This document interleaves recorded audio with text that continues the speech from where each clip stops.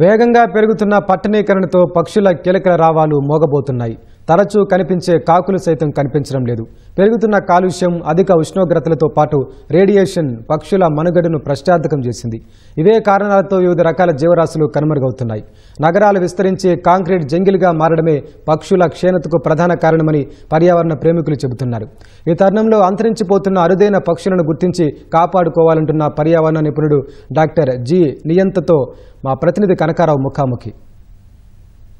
ప్రధానంగా నగరాల్లో పక్షుల సంఖ్య గణనీయంగా తగ్గింది.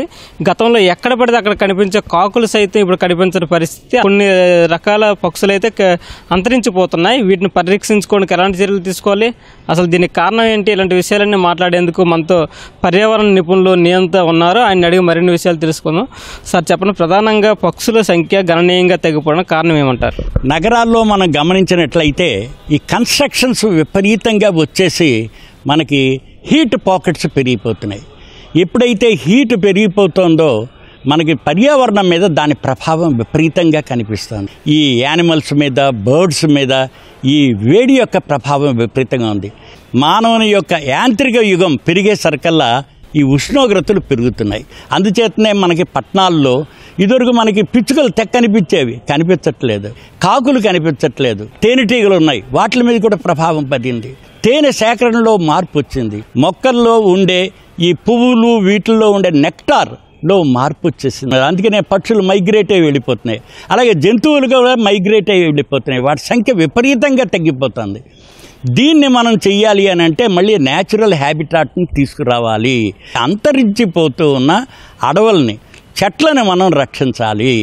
మ్యాన్మేడ్ అడవుల కంటే ఒరిజినల్గా ఉన్న అడవుల్ని, చెట్లని రక్షించుకోవడం చాలా అవసరం.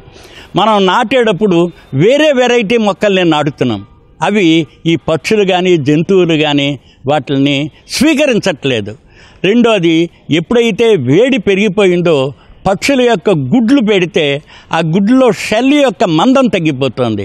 గుడ్ల యొక్క పొదుగుదల కూడా మార్పు వచ్చేసింది. వాటిల్లో రీప్రొడక్టివ్ సిస్టమ్ చాలా తేడా వచ్చేసింది అన్నమాట. దీనివలన మనకి పక్షులు చాలా వరకు అంతరించిపోతున్నాయి. దీనికి మనం చేయవలసిన పని ఏంటంటే న్యాచురల్గా ఉండే ఈ మన వెట్లాండ్స్ని డెవలప్ చేయాలి. చెట్లను విపరీతంగా పెంచాలి. అది కూడా లోకల్గా ఏ వెరైటీ చెట్లు అయితే ఉంటాయో వాటిని పెంచాలి. గ్రాస్ను పెంచాలి.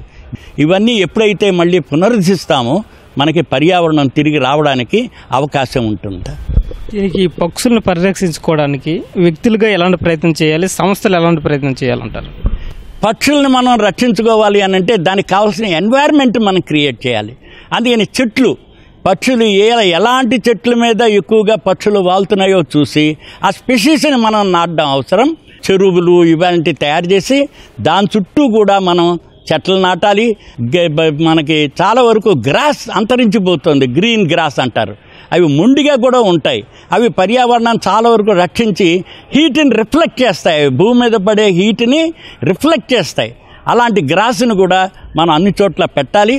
అందుకని ఈ వెట్లాండ్స్ అంటాం, వేస్ట్ ల్యాండ్ అని చెప్పి పూర్తి చేస్తున్నారు అందరూ వెట్లాండ్స్ని. అందులోనే బయోడైవర్సిటీ ఎక్కువ ఉంది. వెట్లాండ్స్ని మళ్ళీ పునరుద్ధరించాలి. గ్రీన్ ల్యాండ్స్ కింద తయారు చేయాలి. చెట్లని పెంచాలి. అవి లోకల్గా ఉన్న చెట్ల యొక్క స్పెషీస్ అయితేనే ఇది బాగా కుదురుతుంది.